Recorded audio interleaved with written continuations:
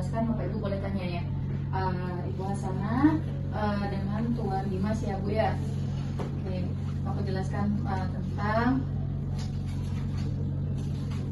jadi ini namanya tentang gizi dalam masa kehamilan.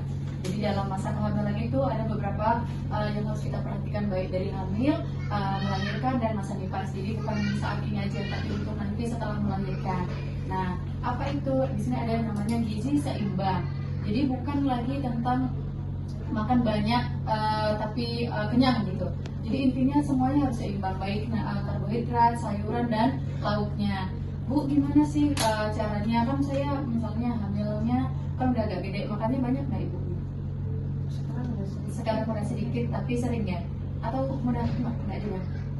Dua kali kadang Dua kali. Misalnya pagi sama kadang sore gitu. siangnya nggak makan? Karena udah sesak. Iya. Ya sebenarnya Bu, kalau porsinya itu adalah kita menghidupi dua, baik ibu sama janinnya.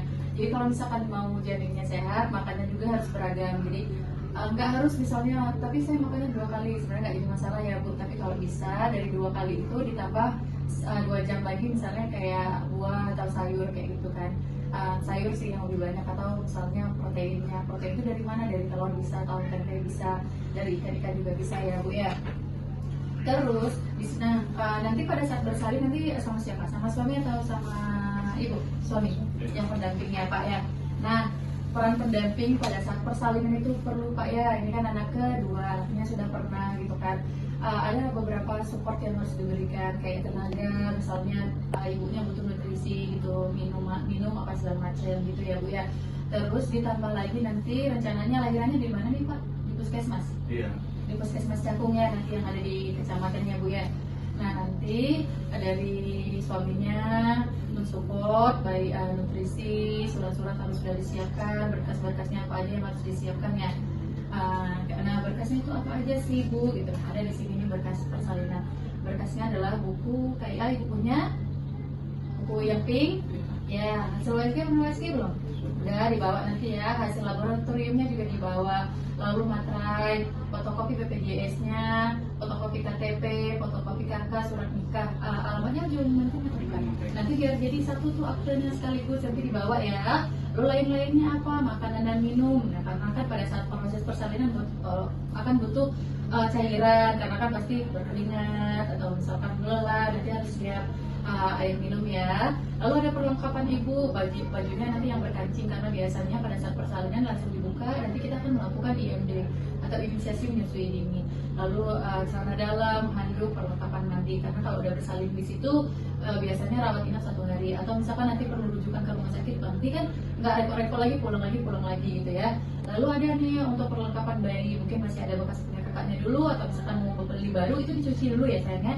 Nah, di sini ada baju bayi, popok, kain bedong, topi, sarung tangan, perlengkapan mandi, handuk, dan lain-lain, minyak telur. Ya, nanti bersalinnya di puskesmas, atau misalkan mau bersalin di tempat terdekat lain, mau di Bu Eli juga boleh, mau di rumah sakit juga boleh, nanti seiring dengan pemeriksaan. Karena kan nanti rencananya di akhir bulan cek lab dulu ya HB-nya gitu ya. Nah, sampai sini ada yang mau tanya Pak Bu? Enggak, tapi boleh bilang. Boleh, nanti saya kasih ini yang tentang gizi, nanti Bapak pelajarin juga nih. Kalau misalkan nanti pertemuan selanjutnya mau ditanyakan juga boleh ya. Atau misalkan ini tentang persiapan persalinan, sama ini ada peran penting pendamping. Jadi siapapun yang mendampingi ibu bersalin, baik suami atau ibu atau nanti mamanya atau mertuanya juga boleh. Jadi peran pendamping itu apa aja gitu. Jadi nggak semua terbeban di ibu hamilnya, misalnya udah ibu hamil bawa tas, melahirkan lagi terus nanti nyiapin air sendiri gitu. Ada peran-peran penting gitu ya yang di dalam ceritakan ini. Biasanya Tanggal 28, tanggal 20 Selasa atau 40 sebentar. Ya tanggal 28 nanti kita cek ya. Nanti untuk tahu cek apa hasilnya gimana gitu ya Bu ya. Selesai Bu. Assalamualaikum warahmatullahi wabarakatuh. Selamat pagi, semangat sehat untuk kita semua. Perkenalkan, saya Bidan Lucy Duyana yang beralamat di Desa Pematang Tahalo, Kecamatan Jabung, Kabupaten Lampung Timur, perwakilan dari kelompok 1. Tempat praktek ini berdiri dengan tujuan memberikan pelayanan kebidanan yang aman, nyaman, dan berkualitas bagi ibu dan bayi dan keluarga. Mari ikut saya berkeliling untuk melihat ruangan dan fasilitas yang ada di sini. Ini adalah ruang tunggu. Ruang tunggu di sini terdiri dari 3 kursi. Pasien yang datang dipersilahkan untuk duduk di kursi tunggu. Dan di sini juga disediakan leaflet untuk dibaca sembari menunggu pasien yang sedang diperiksa. Selanjutnya, kita ke ruangan pendaftaran dan pemeriksaan. Di ruang pendaftaran ini, pasien akan melakukan registrasi sebelum mendapatkan pelayanan. Di sini tersedia 2 kursi dan 1 meja. 1 kursi buat pasien dan 1 kursi buat bidan. Di sini juga menyatu dengan ruangan pemeriksaan. Ruangan pemeriksaan ini terdiri dari bed periksa, ini untuk memeriksa pasien, tensimeter untuk memeriksa tekanan darah, dan stetoskop untuk memeriksa pasien, dan timbangan untuk menimbang pasien, tinggi badan untuk mengukur tinggi pasien. Dan ada 2 tong sampah medis dan tong sampah non medis. Selanjutnya, saat ini ada sirkulasi udara yang sangat bagus sehingga udara yang dari luar bisa masuk ke dalam ruangan. Ruangan persalinan. Kita masuk ke ruangan persalinan.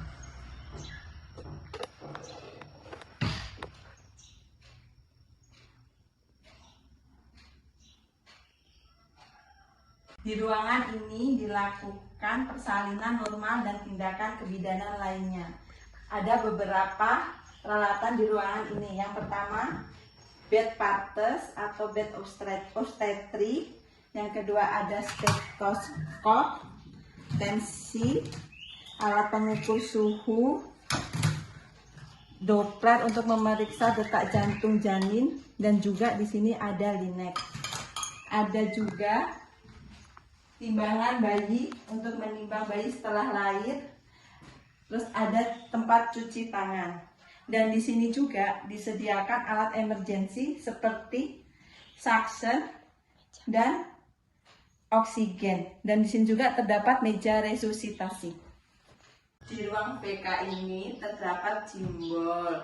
Fungsi dari jimbol ini untuk membantu mengurangi rasa nyeri pada persalinan dan mempercepat proses persalinan dan mempermudah posisi bayi untuk segera lahir. Dan di sini juga terdapat diffuser. Diffuser ini gunanya untuk merelaksasikan ibu. Terdapat juga fasilitas musik. Fasilitas musik ini berfungsi untuk meningkatkan rasa kecemasan pada ibu, rasa sakit, dan bisa membantu juga relaksasi. Dan di sini ada sirkulasi udara yang sangat bagus sehingga udara bisa masuk ke dalam ruangan.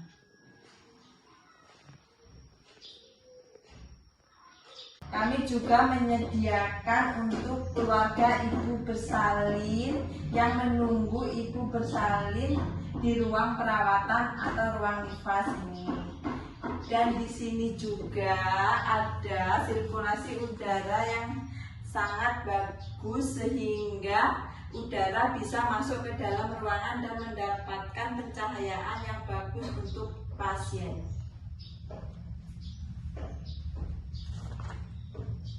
Kita ke ruangan perawatan ibu dan bayi. Ini adalah ruang perawatan ibu dan bayi. Di ruangan ini ibu dan bayi dapat beristirahat setelah melahirkan dengan aman dan nyaman. Di ruangan ini tersedia tempat tidur pasien, tiang infus, box bayi, alat pemeriksaan seperti tensi dan stetoskop, dan alat kebersihan ibu.